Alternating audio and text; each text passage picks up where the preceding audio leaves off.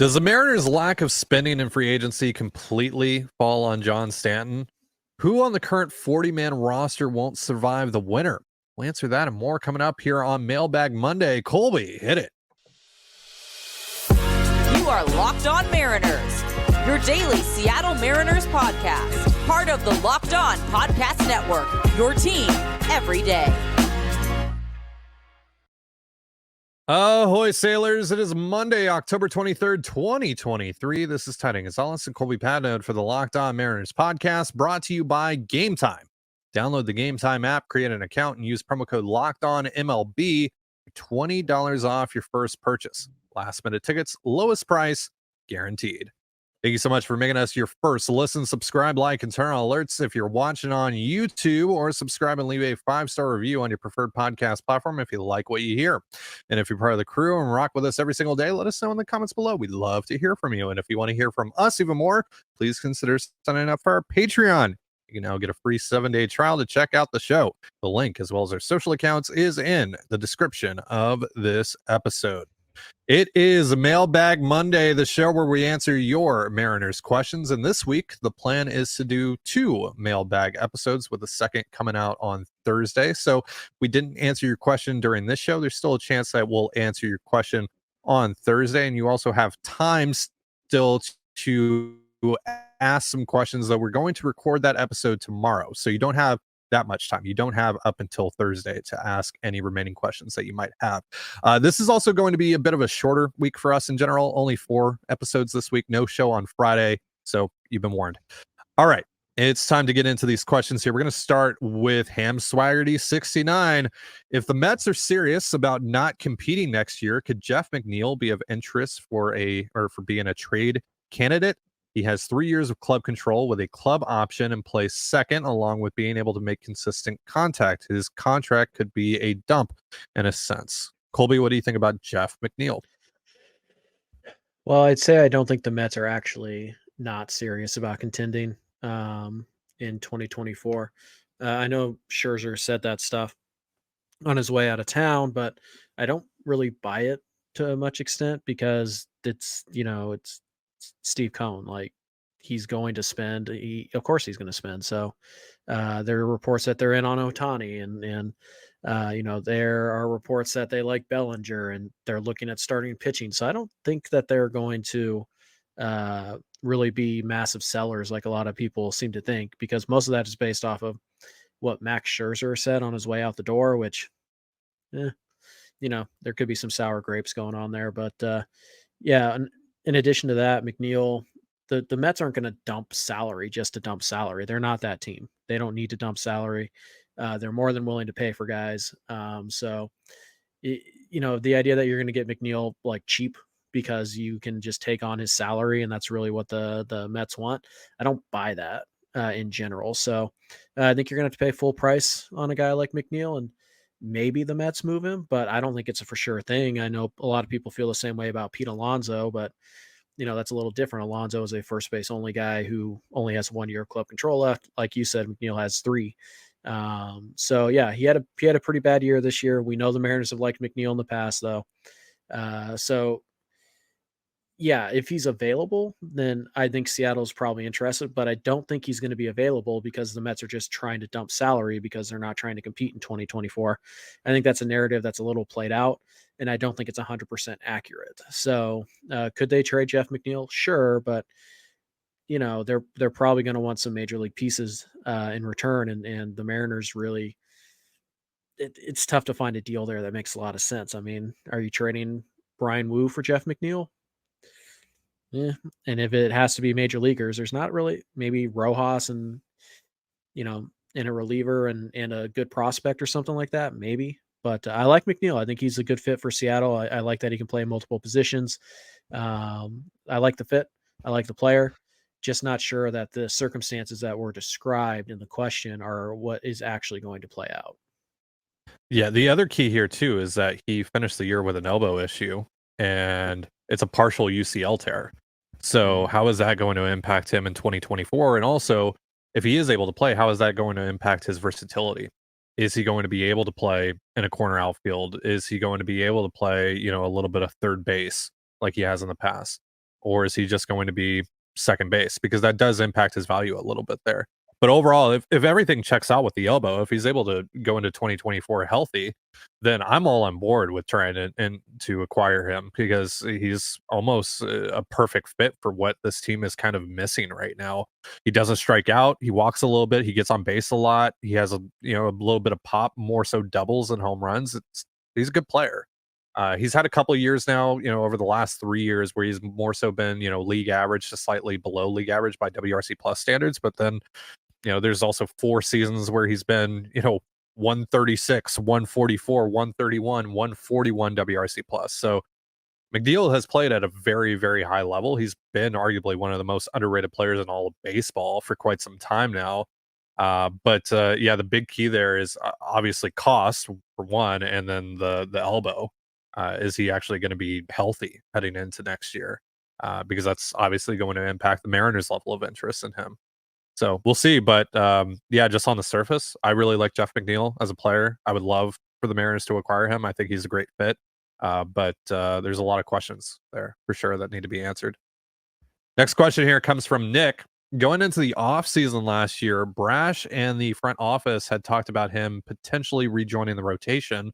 Then he did the World Baseball Classic and decided to stay in relief. Has there been any other word about Brash becoming a starter again? Colby?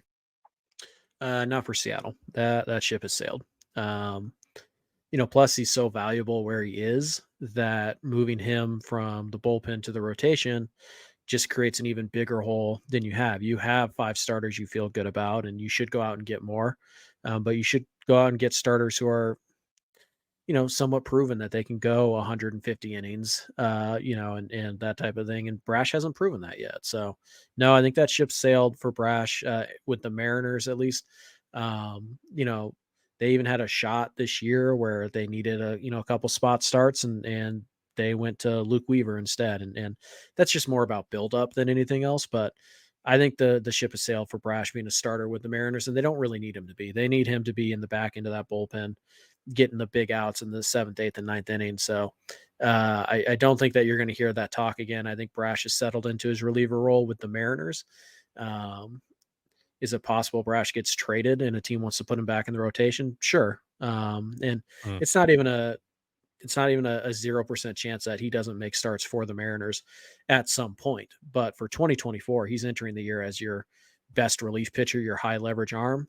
And you have, as of right now, you have starting pitching. You need more high leverage bullpen arms. So you're kind of robbing Peter to pay Paul. And there's really not even that good of a chance that Brash is better than Miller or Wu at this stage of his career out of the rotation. All right. Got a few more questions coming up here in just a moment. But first, a reminder, this episode of the Locked On Mariners podcast is brought to you by Gametime. Buying tickets to your favorite events shouldn't be stressful. Gametime is a fast and easy way to buy tickets for all the sports, music, comedy, and theater near you. And with killer deals on last-minute tickets and their best price guarantee, you can stop stressing over the tickets and start getting hyped for the fun you'll have. So forget planning months in advance. Gametime has deals on tickets right up to the day of the event. Snag the tickets without the stress with Gametime. Download the Gametime app, create an account, and use promo code LOCKEDONMLB for $20 off your first purchase. Terms apply. Again, create an account and redeem promo code LOCKEDONMLB for $20 off. Download Gametime today. Last-minute tickets, lowest price guaranteed. And you're listening to the Locked On Mariners podcast. Thank you again for making us your first listen here on Mailbag Monday as we answer some of your Mariners questions. Before we get back into your questions, Colby, you're giving away some stuff. What are you giving away? Yeah, we're doing another giveaway here. Ty will fill you in on the details in a second. But we're giving away some more autograph cards. First up, we have this nice little Matt Brash card, who we just talked about on the show. Then we have an autograph Bryce Miller card, autograph Brian Wu card. It's probably my favorite signature, by the way. Look at that. Perfect. Be Woo. Be Woo. And then kind of, I guess the grand prize is going to be this Harry Ford autograph card. So, nice. Some 3 real key contributors to the Mariners, and really 4 players that, look to be, going to be filling important roles for the Mariners in the next few years, either via, call up or trade. But those are a couple rookie of the year candidates in there. And Sir Harry, And then obviously, one of the best relievers in baseball. So pretty good group, I would say. Yeah, for sure. So the way that you can win these cards or enter for a chance to win these cards is by subscribing to this YouTube channel. Or if you're listening on podcast platforms, head on over to youtube.com, type in Locked On Mariners into the search bar, hit the subscribe button, and then leave a comment on any of our episodes between last Tuesday and October 30th. And you're entered for a chance to win one of those cards. Now, in order for us to give away those cards, we have to hit some subscriber goals. So at 9,500 subscribers, we're giving away the Matt Brash card. We're about 109 subscribers away from that mark. So let's get on that. Let's reach that mark. And then at 9,750, we're giving away the Bryce Miller card. At 10,000, we're giving away the Brian Wu card. And at 10,250, we're giving away the Harry Ford card. So subscribe. Tell a friend to come over and subscribe as well and leave a comment on one of our episodes. And you'll be entered for a chance to win one of those lovely autographed Mariners cards. Full terms and conditions in the description of this episode. All right, let's get back into these questions here. Got one from Kip who wants to know, lots of talk about Mariners ownership being cheap. Do you think that's the issue, or does Dipoto really believe he can do things a quote unquote different way and he doesn't need to sign / overpay for big time free agents? Colby? Well, he doesn't need to overpay for free agents. He's already proven that. Also, I think there's this idea that the Mariners they're not ever going to be interested in big free agents. That's not true. We know that they were very interested in Trevor Story. He chose Boston. We know that they had preliminary interest in Chris Bryant. That contract got way out of hand, and Colorado started bidding against themselves, and you can see how that ended up for Colorado. We know that they were interested in Semien, and Semien kind of used the Mariners as leverage and was just never really interested in Seattle. So it's not like the Mariners haven't gone out and they're not interested in signing, good players to big contracts. It's just, I think he's really hesitant to sign guys to elite contracts. More specifically, I think he's really hesitant to sign non-elite players to elite contracts like Xander Bogaerts. So yeah, I don't think that there's he won't ever do it. I just think that there's a real hesitancy here. So, and honestly, I know a lot of people focusing on the Texas Rangers, but Texas's big offseason addition this year was Jacob deGrom. That didn't work. And you look at what happened last year when they signed Seager and Semien, they lost almost 100 games last year. So it's worked exactly one of the 2 years they've tried this. Not exactly a huge hit rate. And in addition to all of that, if you look at the team that's probably the most well-rounded team left in the playoffs, the Houston Astros, who has been their massive free agent contract? Who did they give $250 million to? Nobody, because they don't do it. You don't have to sign big free agents. But in terms of the question directly, I don't think Jerry wants to get bogged down with, massive long-term contracts. He's already got one in Julio. That feels like that's about what his comfort level is. So I think overall, I think that it's not necessarily that Dipoto doesn't think he needs to do that or that he doesn't want to do that. But I also don't think it's 100% ownership, if that makes sense. Like, I think maybe Jerry has had a little bit of money. Like, I don't think Stanton's telling him you can't sign anybody over $175 million.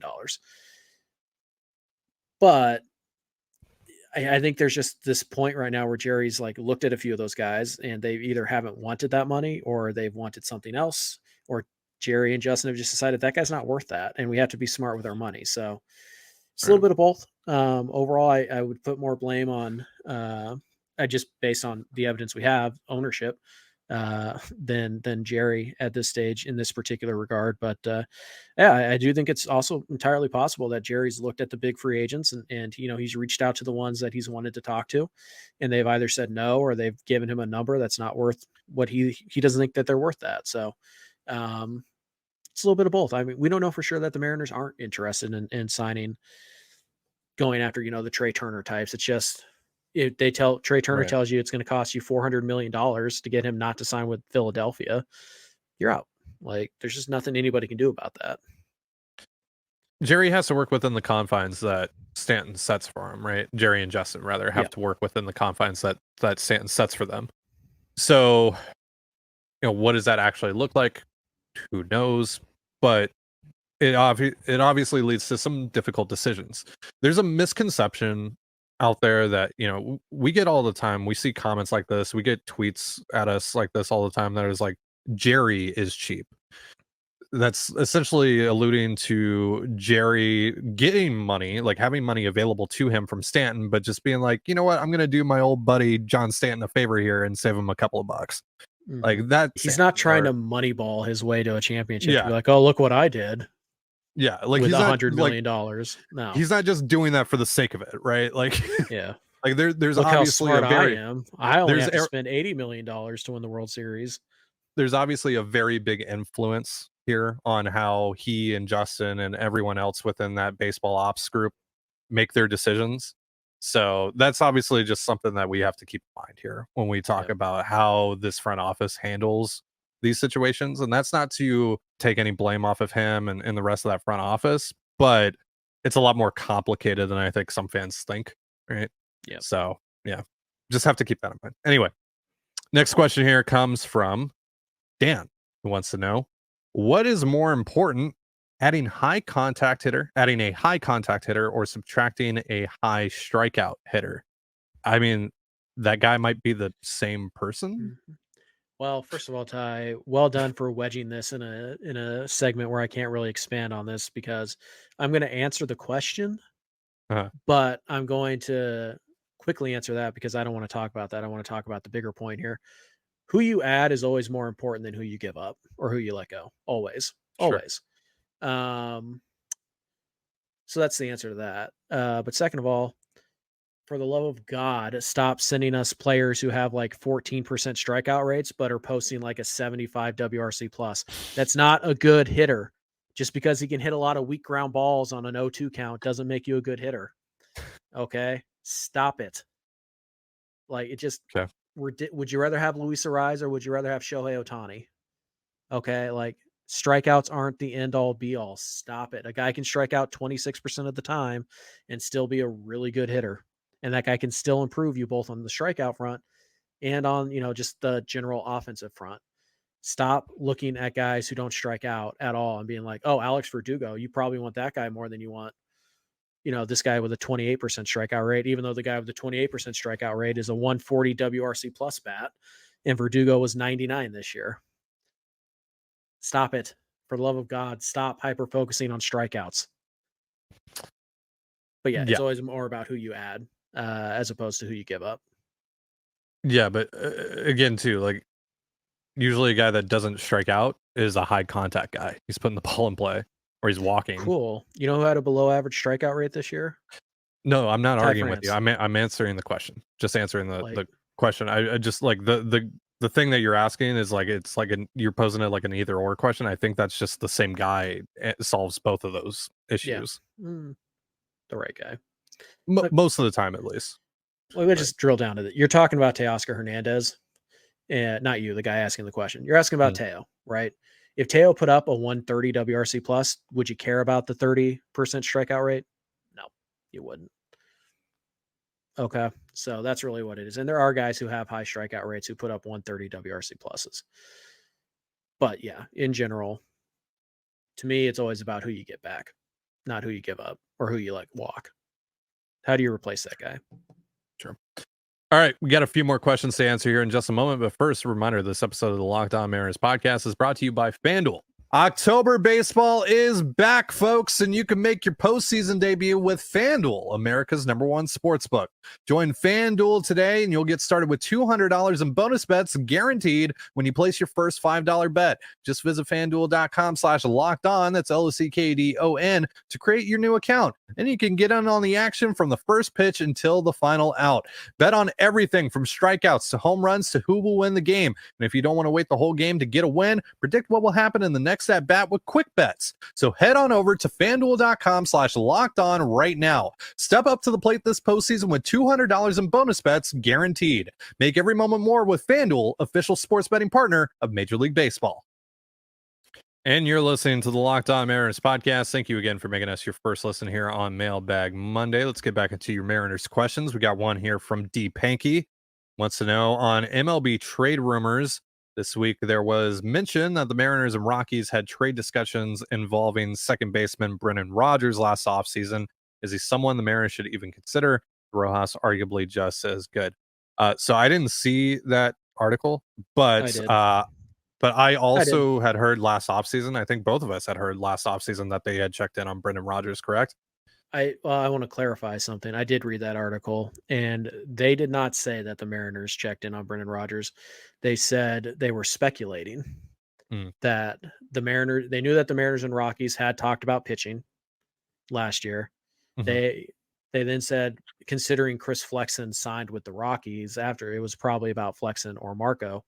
Sure. And then they added a little bit about pure speculation here, but the Mariners also have needs in the infield, and Brendan Rodgers is a guy who, could be traded. So they didn't directly link, unless I misread it. It's possible, but I did read that article, and I'm 99% sure that they literally said just speculation here, but Brendan Rodgers could make some sense. So, Gotcha. I don't know if they specifically talked about Rodgers or not. I don't remember hearing that last offseason, but I don't know. I could be mistaken. But in general, I was definitely told about that. I was Okay. definitely told about that last offseason. Yeah. All right. But in the article, it does say, we're speculating. So Yeah. who knows? But yeah, if you heard it, fine. Rodgers, I like Brendan Rodgers. Good player, young guy. Was hurt most of this year. Didn't really have a great year, but there's some upside there. He can play second, can play short. In theory, can play some third. There's a lot to like. I'd probably prefer Ryan McMahon, if we're being honest, but Yeah. I feel like they're both, just solid players. But I honestly, I don't think Josh Rojas is that far off.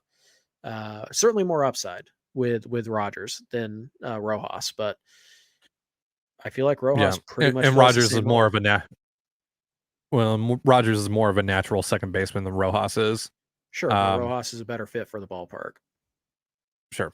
Rodgers is like he's a high average guy, decent on base. The WRC plus hasn't been very good. Like, he's never been a 100 WRC plus guy. He's been close in previous years, but he's never been a 100 WRC plus guy. He's now ARB eligible, so he only has 3 years left of club control, or 2 years left of club control. 2 years left of club control, actually. So I can't imagine that he on Fangraphs it says free agent in 2026. Fangraphs is wrong sometimes with it says in whatever. Okay. Well, so whatever, either way. It's 2 or 3 years. Fangraphs is sometimes inaccurate with that stuff anyway. So it's either 2 or 3 years. Either way, I can't imagine that he would be that expensive at this point in his career, because he hasn't like really produced, and again, he's ARB eligible now. Yeah.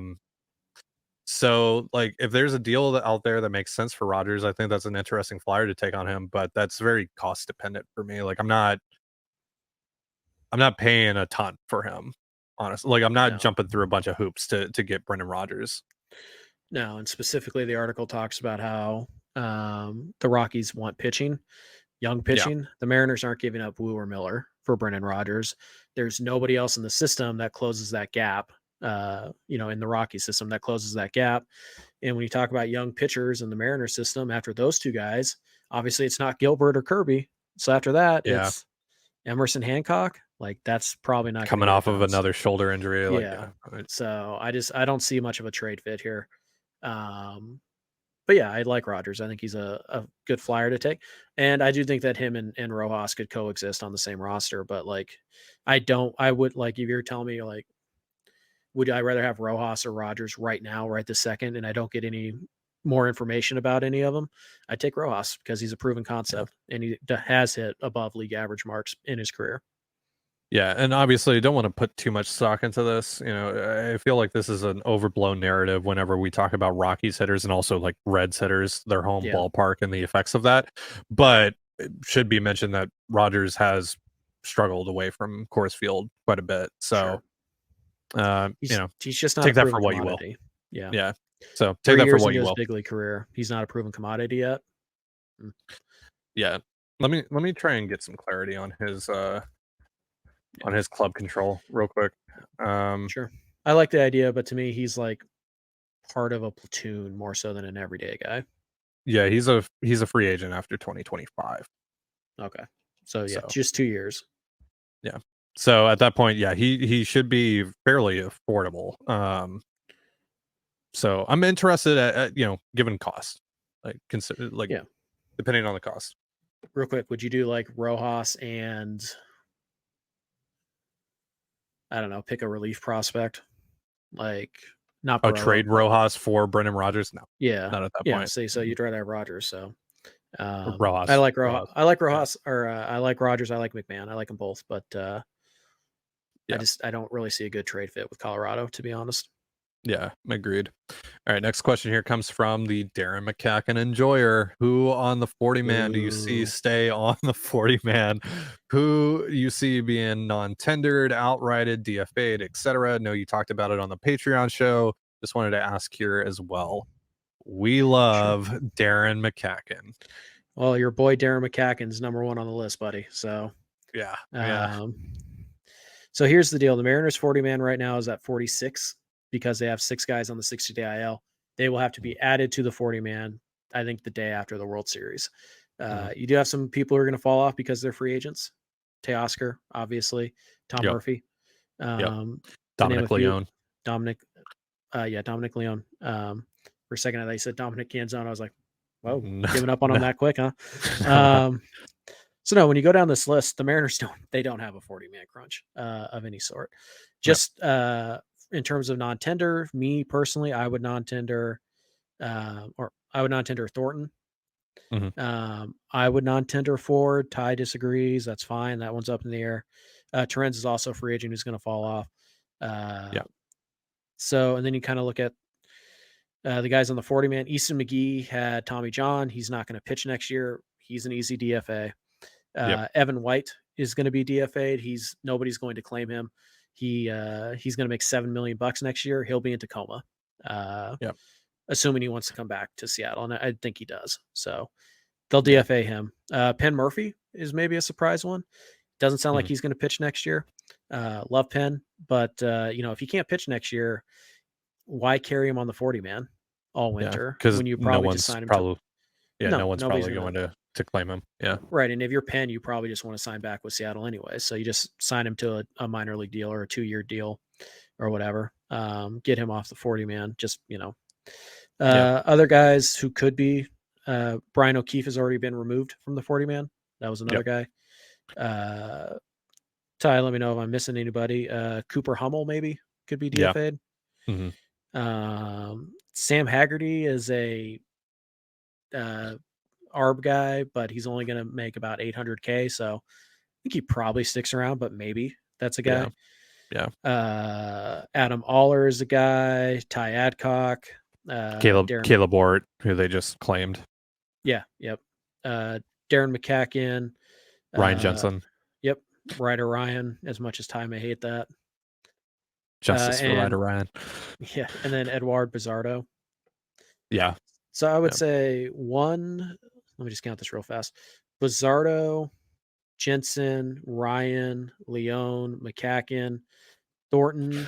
Oh, Taylor Trammell. Yeah, I was going to get to him. Adcock, Aller, that's 8. Trammell is 9.